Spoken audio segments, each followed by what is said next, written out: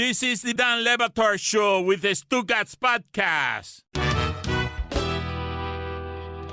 The Green Bay Packers finally report to camp tomorrow, and there is the very real possibility that the team will then start taking away money from the best player they've ever had when he refuses to show up to work, or even worse, that the reigning MVP of the NFL might actually just up and quit. Football is our most militaristic sport, a lifetime of brainwashing in the pipeline, making rebellion and individuality the enemy of discipline, leadership, or whatever we're filing under the greater good. The quarterbacks, not the coaches, are the real generals at the center of all the violence and carnage and danger, the leaders who perpetually muffle and mute their real personalities publicly so as to never endanger the unit/huddle they treat as a matter of national security.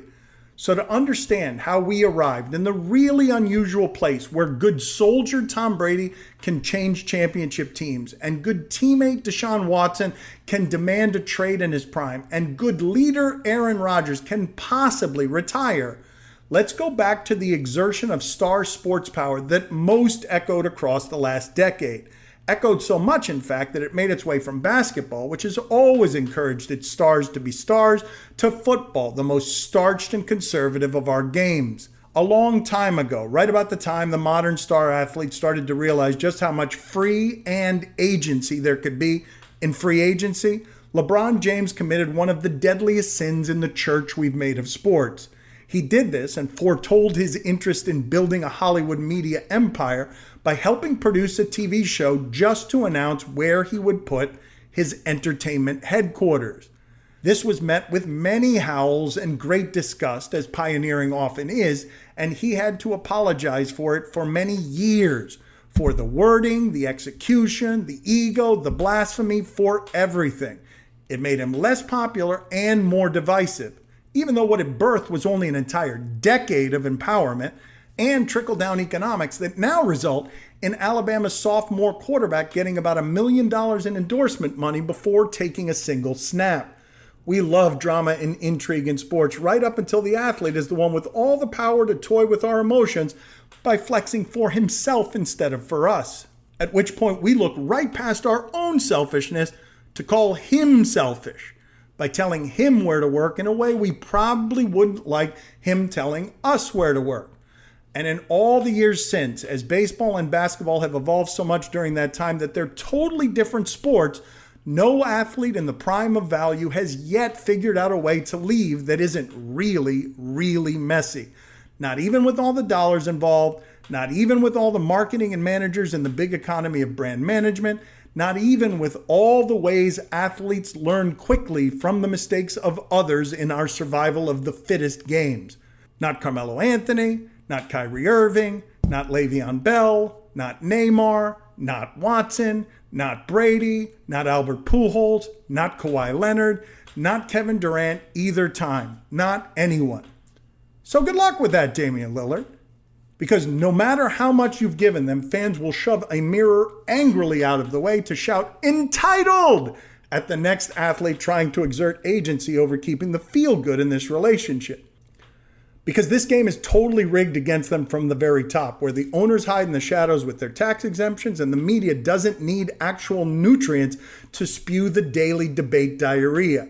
Because fans and reporters and teams and management and salary cap and one-sided contracts and league and sport, the entire goddamn system, in other words, won't allow for there to be a right way while clucking about things like money and loyalty and betrayal and bullshit.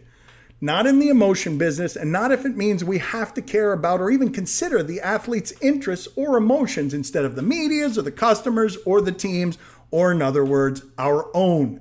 Labor rarely gets to win public relations fights against management, even though most of us are labor and not management, and even though most of us would love the power and freedom and value to leave whenever we don't feel supported by our bosses and tell them to f the hell off. Aaron Rodgers is a sensitive and savvy sort who has been trying to reveal more of himself for years, but was really hurt when 60 Minutes spent 4 months with him a decade ago and chose to focus not on his charitable work, but on his sensitivity about his height.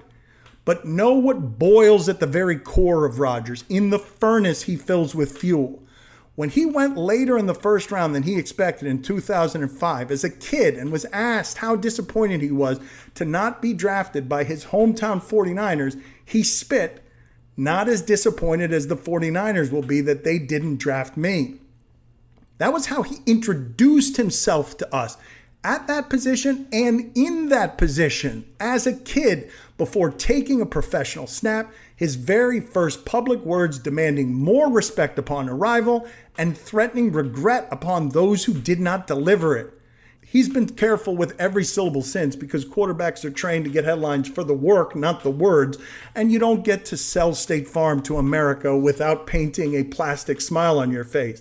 But it is not a coincidence, as he has remained quiet, that his famous fiancée tweeted without comment sound of Stephen A. Smith hypothesizing that her fiancé's unhappiness with the Packers isn't about football or money, but just respect, or disrespect if you prefer.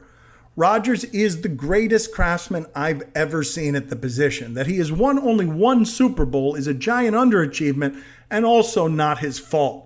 Drop him into any huddle in the NFL and it wins at least 10 games a season. How do we know this? How do we know it's not a made-up stat? Because it's only been what we've all been watching him do for more than a decade and a half. Peyton Manning threw 293 of his career touchdown passes, 2 first-round picks. Rodgers has thrown 1.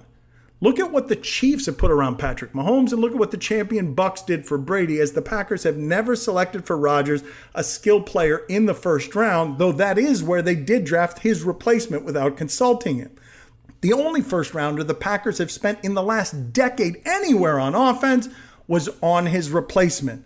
It would be perfectly symbolic if his last appearance for this team would be all of us watching his young coach take the ball out of his MVP hands on 4th down to kick a field goal while down 7 against the eventual champion Buccaneers and Brady, and never seeing the ball again as their season, and maybe his Packers career ended right there with that betrayal. It is what the Packers organization deserves, that as the punctuation. It also deserves for Rodgers to publicly list every hurt feeling and betrayal, but he has tried to handle all of this in private, even though we haven't exactly let him. He's been very careful not to say a revealing word about his situation, the organization, or fans, never mind a negative one, or to even confirm that he wants out. He's added nothing to this fire because he knows how rigged this entire game is, and he knows he's at the center of both America's most popular sport and its most conservative one, and at the center of a most conservative part of America. Quarterback is a great position to have a lot of power and value, but a very bad one to reveal to us that you know you have a lot of power and value. Ask Colin Kaepernick. Eli Manning, whose father played an entire excellent career without enough help, tried to protect his son out of San Diego before he ever played a snap there, and it got 2 generations of Manning scorched on the spot. Same sort of thing happened to John Elway, who was so talented that he could have been a professional in 2 sports coming out of college, and yet was hit with a whole lot of, who the hell does he think he is? But they didn't even have what Rodgers did, a relationship with a city built on shared pain and joy, and specifically a relationship with that city, where Green Bay Packers, Inc. has been publicly owned as a nonprofit corporation since 1923, meaning that more than 361,000 fans represent over 5 million shares of what the Wall Street Journal calls the worst stock in America. Green Bay isn't known for much of anything other than the Packers. Rodgers has created winning and expectations and regional pride, and he does not want to torch what feels like a hard-earned relationship with a city that cloaks itself in the idea of all things being hard-earned. But he clearly doesn't want to stay in an unhappy marriage for the kids either. When you think about it, people with his value would have more power in just about any other workplace.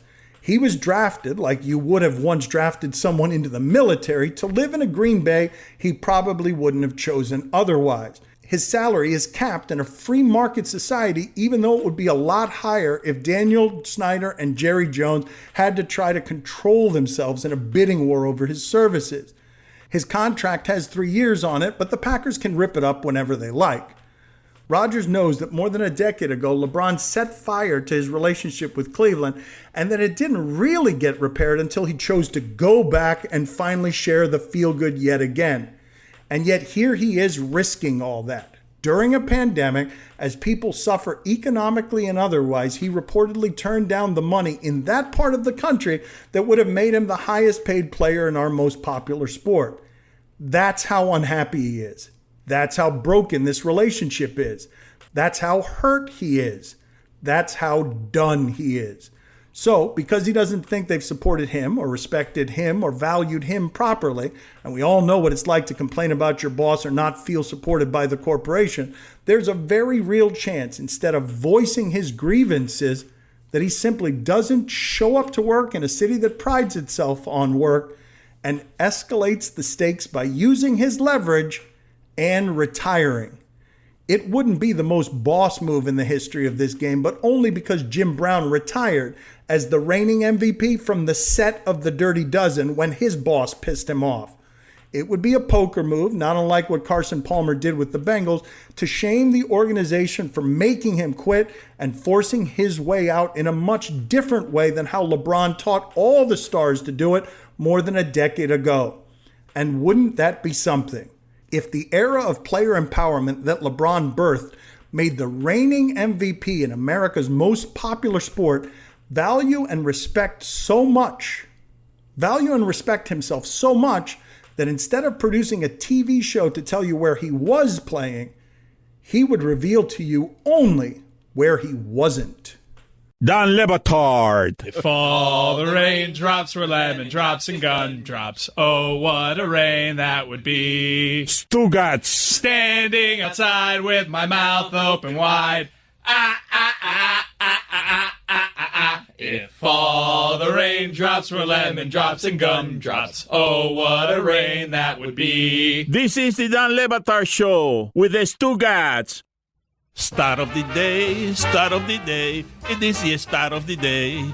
Start of the day, it is the start of the day. Start of the day, it is the start of the day. Start of the day, it is the start of the day.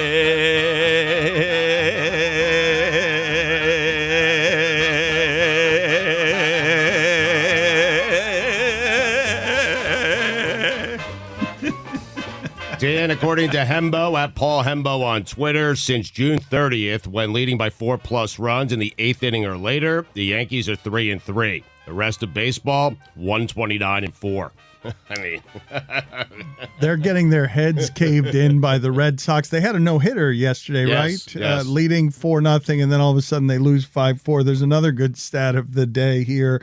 There have been 7 no-hitters in the majors this year, one short of the big league record set in 1884. The first season overhand pitching was allowed. I want you to imagine how shocking that was to this guy who's got a second job as a plumber, and he gets up there and he's like, wait a minute, we're going overhand now. Well, what came before overhand pitching? It had to be underhand, right? What else would come before that? Sidearm. Sidearm. What are you doing back there, Jessica? You're doing some sort of spinning motion? I was trying to do like a softball pitch, but I didn't want to knock over my coffee and hit Billy in the head. So there was a previous like version of baseball where they're throwing like softball pitches? In 1883, apparently, they played baseball without overhand pitching. That's why I'm telling you, this Babe Ruth is just Justin Bohr. It's a totally different game. 1884 was not the era of Ruth, Billy. It's a slow Right around evolution there. from that to, here we are, Bohr, and can't even get a cup of coffee in the bigs now. Put it on put it on the poll, please. Was Babe Ruth just Justin Bohr? I want to ask you, Stugatz, as the Packers report to camp tomorrow, do you have a theory on what's going to happen here? Do you have a theory on what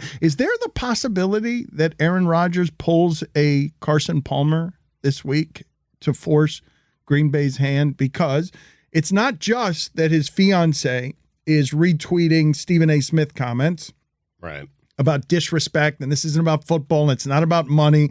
That's it. He's done. I think his mother-in-law is also citing that Stephen A. Smith sound about disrespect and saying this is spoken truth. What do you think is going to happen here? Because this is a super rare labyrinth that he's trying to crawl through where you don't want to ruin your relationship with the city, but quarterbacks who have this relationship with the city, Stugotz, don't do this. They don't, but they also often don't feel this disrespected. He feels pretty disrespected. I think Aaron's not going to show up. I think he's going to try to force himself out of Green Bay, and I don't think he really cares what the fans think. I really don't. He certainly doesn't care what the organization thinks. No, he does care what the fans think, or he would be saying stuff, Stugotz. He's not saying anything. I think the fans, I think some of those fans, if not most of those fans, could kind of see where Aaron is coming from. I don't believe that. Really? No, I don't know why you would say that. Because Dan, a guy like that, after all the years that he has had for Green Bay, all the winning he's done for that team. You're not attached to it emotionally. During a pandemic, turning down more money to play a game, that is a deal breaker for fans across the world. Across the world, where people are struggling all over the place, turning down the most money in the history of the game. It doesn't even matter what's being said after that. What you get a lot of is just go to work, dude. Right. Go play a game. That's an unfathomable amount of money. I don't know why this is the spot where you think that fans would be offering perspective and nuance. Because he's so great. Because turning down that offer to make him the highest paid player in the NFL and add 2 years to his existing 3-year contract, him turning that down would suggest, man, this organization really hurt the best quarterback we've ever had. I think the other thing that you're not taking into account in a divided America is what part of the country he resides in, and the idea that those fans would be not emotional about somebody taking away all of their feel good because he wants to leave because he feels disrespected, when so many of those people are like, what do you mean you don't like your boss and you're just going to leave? Do you know how much I don't like my boss? Those are Packers fans first and then Aaron Rodgers fans. I think if you ask them, they'd say, you know what? I'd rather you retire than play for another team. If I was a Packers fan, I'd rather see him retire than go play for another team. Even knowing it would get us picks, I'd be like, no. You're not going to play here? You're not going to play anywhere. Just retire. I'm done with you. The only fans that will be happy to see him is whatever team he goes to. Everyone else will boo him or be mad with him. Especially because it's not like Aaron Rodgers is the franchise's only ever great quarterback. Like, Brett Favre has just as much of a place in Packers lore as Aaron Rodgers does. As Billy said, they're fans of this institution in the game of football, not just Aaron Rodgers. And also, you look at the situation in a vacuum, as we have on the show many times. They went 13-3 last year. They got to the NFC Championship game, and they were a play away from getting to the Super Bowl, which they might have won against that bad Kansas City Chiefs offensive line. Like, you have to be wondering, like, Aaron Rodgers, how bad is it really? Why are you reacting in this way? It must be really bad. That's the point, though. You don't think fans can see through that? Like, it must be really bad. That management must have really screwed this up. But what's bad? That they tried to succession plan for Aaron Rodgers? That you have this guy in his prime with maybe 3 to 5 years left, and rather than go get him a weapon, a wide receiver, a running back, a tackle, anything that would help Aaron Rodgers out, what you did was you went and got his replacement. I mean, that's what they did. Let me ask you this question as the Packers report tomorrow.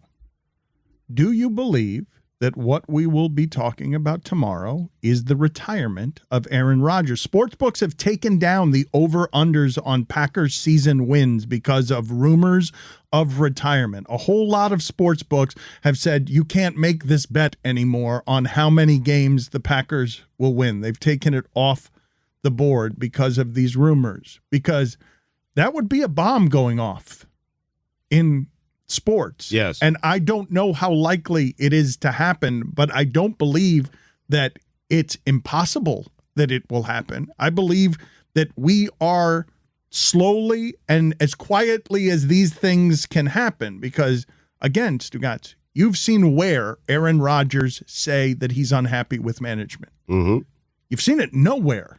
Right. He has said nothing. He's a State Farm insurance salesman. He does care about his relationship with that city. He has not James Hardened this. If he retires, how loud of a statement is that? And are you expecting it? Is it an asinine thing to think that Aaron Rodgers, as a leverage play, the reigning MVP of the league, tells you, without saying anything publicly about his unhappiness, I'm retired. I'm not doing this. You will be what level of shocked by that? Am I speaking asinine things to think that that might happen tomorrow? I mean, no, I think that's what's going to happen tomorrow. I don't think that he's going to show up. Dan, I know he hasn't said anything. Those are two different things, Stugatz. Not showing up and retiring are two different things. Not showing up and getting the fines are two different things. Let's deal with Green Bay for a second, because if indeed he simply does not want to return there, doesn't want to play football, they should look to trade him. You can get so much. You really want to take care of your future, then take care of your future. But that's what he would be doing. That is the reason he'd be doing it. He'd be doing it to exert. He wouldn't be doing it because he doesn't actually want to play. I don't think he's going to retire and then just quit the sport and not play anywhere. I think he's going to retire if he does retire, it will be to force their hand. It will be to make them do something that they don't want to do. I don't think, Billy, I understand spite. You don't make business transactions. He's the one acting out of spite, though. Like, he's the one doing what you say that you don't think that the team would do. He's doing that. Well, he's not saying anything, just to be clear. If he retires, it's out of spite. This isn't Andrew Luck who retired because of health issues or because he fell out of love with the sport. This is him retiring out of spite for an organization that he's tired of. But I don't think he'd be retiring to quit. I think he'd be retiring solely and exclusively to exert the leverage of retirement, because I don't believe a business reacts with the emotion of, fine then, retire. We won't get anything for you. We'll just be terrible next year. But it's a little bit of a gamble on his part, because if he retires, he can't come back during the contract period without having the Packers own the rights to him playing for them. And if he comes back, say, in a year, he's going to be a year older, a year without playing. Does he want to do that? He's a little bit older now. Is that really a smart decision? I don't know. What are the financial responsibilities for the Packers if he retires? I believe, because they're talking about Devontae Adams and Aaron Rodgers being out, I believe they get in a situation where they might lose the two of them and only have like $5 or $6 million in salary cap space.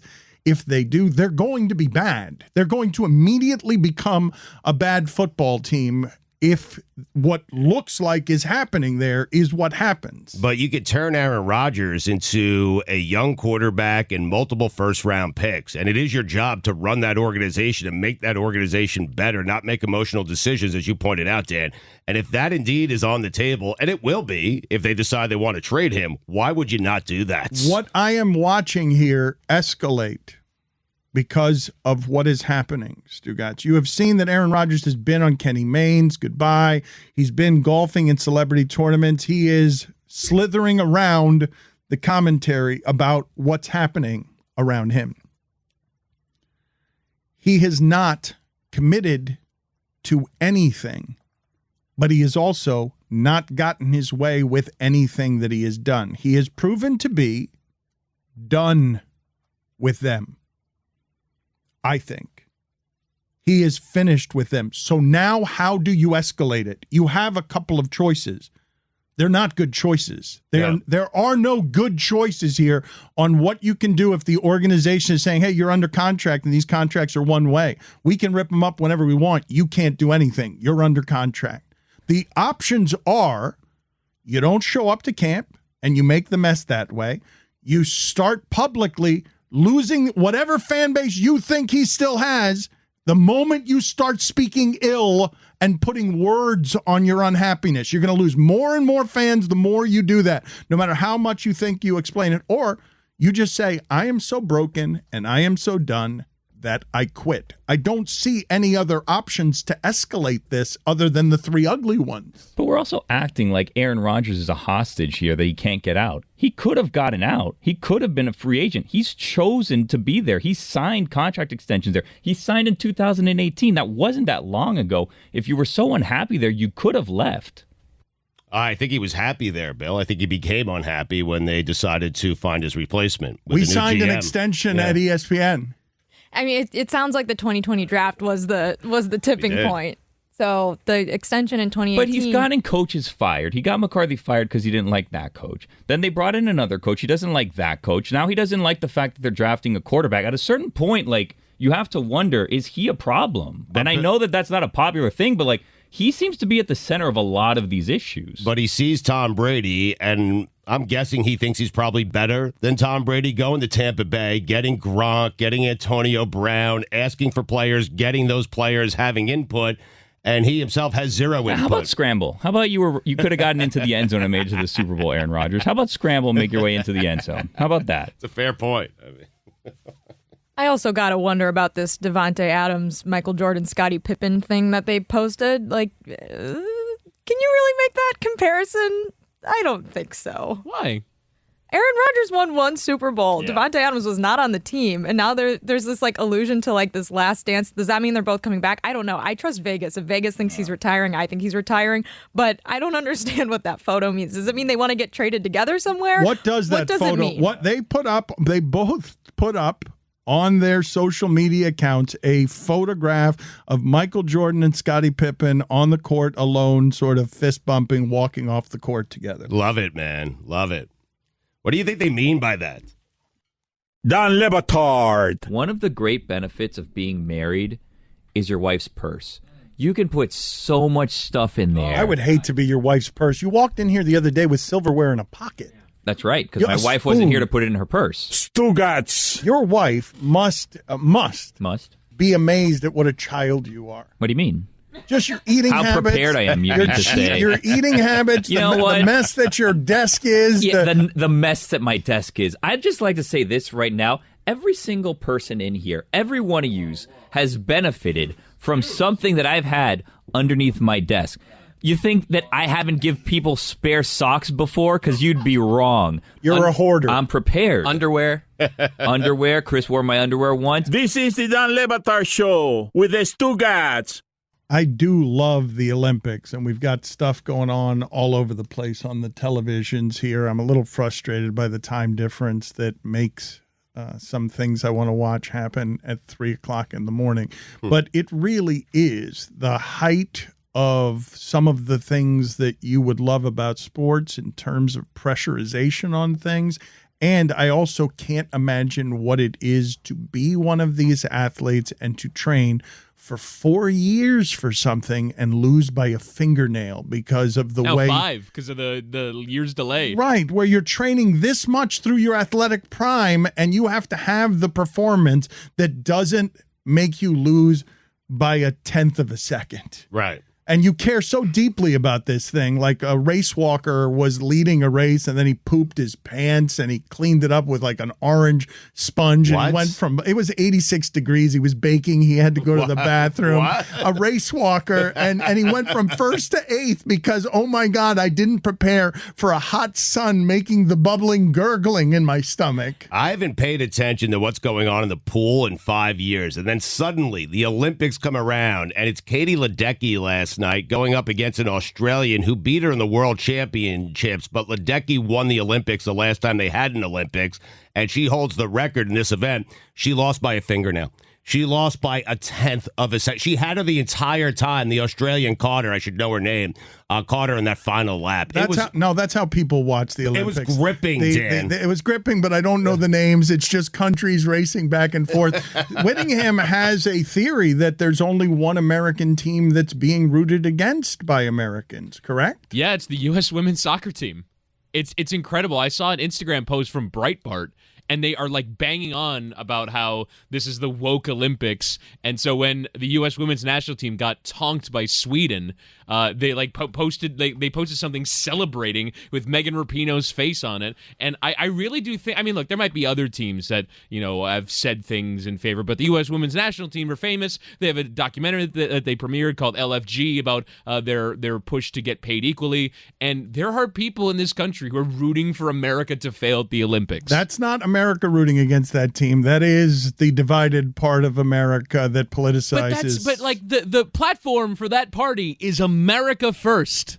America first. Unless you want equal pay and you're gay or women. Right. Yes, America first, but only one kind of America. I actually had this. This happened to me yesterday, Stugats. I was floored by this. I'm standing on a street. No lie, I'm not making this up. This is how it happened. I'm standing on a street and a guy is shouting. He's got neck tattoos and he doesn't appear to be drunk, but he appears unbelievably angry and he's screaming. There's one blood stereotype in the world. And then it's racial slur, racial slur, racial slur. And then he walks up to me and he's like, you got a couple of bucks I can borrow? Did you? I spent the rest of the night with him. We just were hanging out, having drinks, having a great time. He came over to the house. We spent a lot of time there. Did I? Did you manage to talk him out of his viewpoints? Or?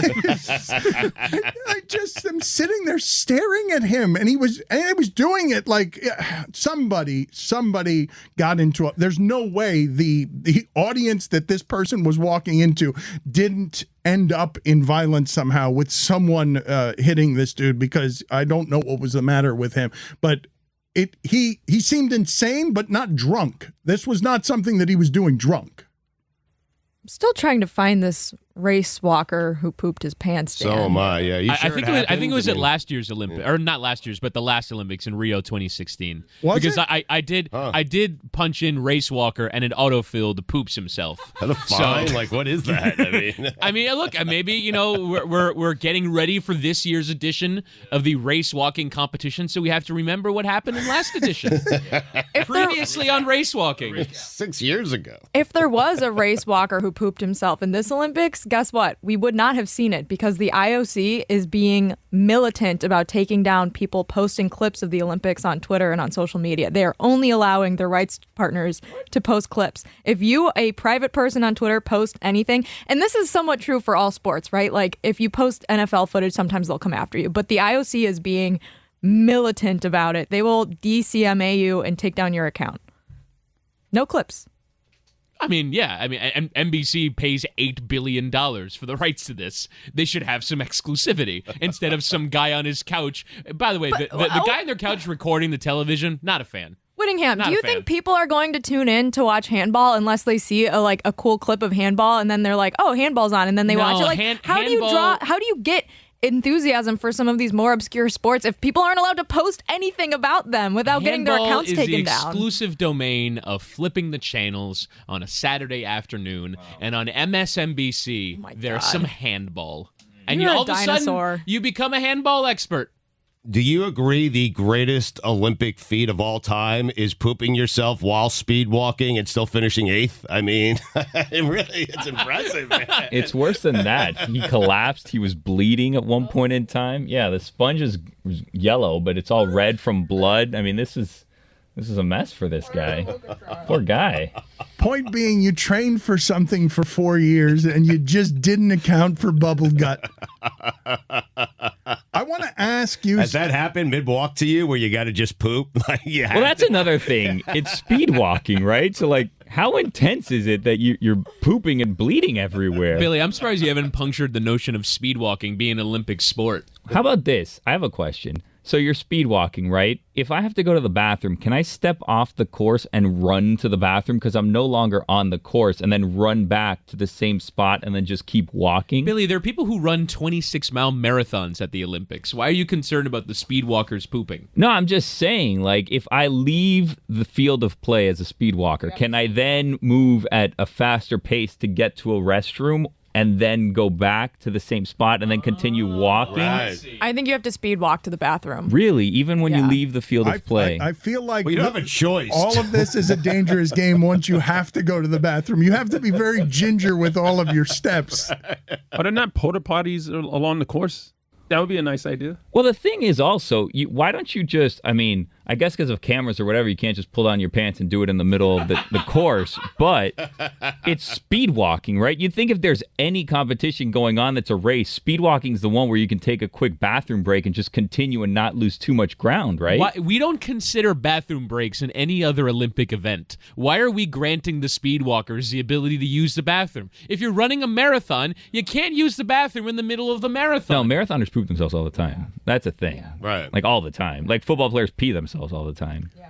Put it on the poll, Guillermo. When you have to poop yourself, are we all speed walkers at Le Batard Show? So speed walking, I don't understand how that became an Olympic sport. I also have a question about swimming. When did we decide on various kinds of swimming? right? Like, who was the first person to come up with the breaststroke? It doesn't make any sense. So It's the easiest of the strokes, though. I no, think. the freestyle. Whoa, no, there's no way. I The think it freestyle. is. The freestyle is the easiest of the strokes. No, I'm not so Stugatz, certain. were you The watching- butterfly- The butterfly is the most difficult, correct? Well, again, Doggy paddle's the easiest. Right. where did the butterfly come from? Huh. Like, were we just like coming up with different ways to swim so we can add more Olympic events, or was it ever a functional use of swimming?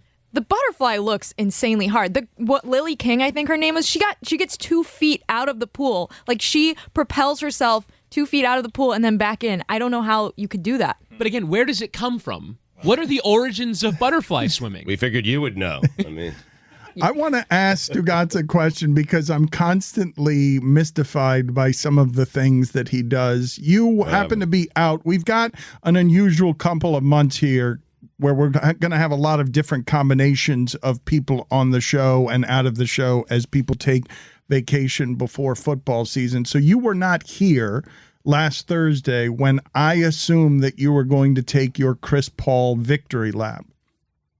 But you did put on Twitter some version, I may not have this exactly right. You did, while taking your victory lap, put on Twitter, Eric Bledsoe and Pat Connaughton have more titles than Chris Paul. And I just want to know what you were trying to do there.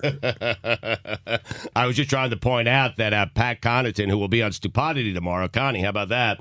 That he and Eric Bledsoe had more championships than Chris Paul. It seemed pretty obvious what I was doing there. Eric Bledsoe's not on the Bucks. That was a mistake. Stupidity!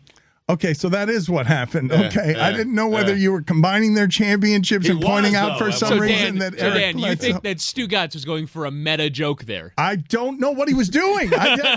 Was he making Eric Bledsoe Drew Holiday? Like, is that what he was doing? Was he baked? What was happening? Was there something I happening was there? on an airplane. I'm not saying I wasn't baked. I'm just saying I was on an airplane. Okay, but so it was simply a mistake. I just thought it was random that after the finals, your victory lap would include Eric Bledsoe for some I could reason. see how you would be confused now. I mean, I did it thinking he was a member of the Milwaukee Bucks. It's unfortunate. Did you not watch the finals? No, I didn't have to. What? There it is. He did know that what was going to happen. He knew Chris Paul was going to choke. He's been What do telling you us for mean years. You didn't have to watch the finals. He's on the Pels? I mean, That's where Drew Holiday was. They traded Drew Holiday for Eric Bledsoe and stuff. he gets a ring by extension for being a piece in that deal that got him the piece. Okay? No, he doesn't. Listen, I'm caught here. I'm caught here.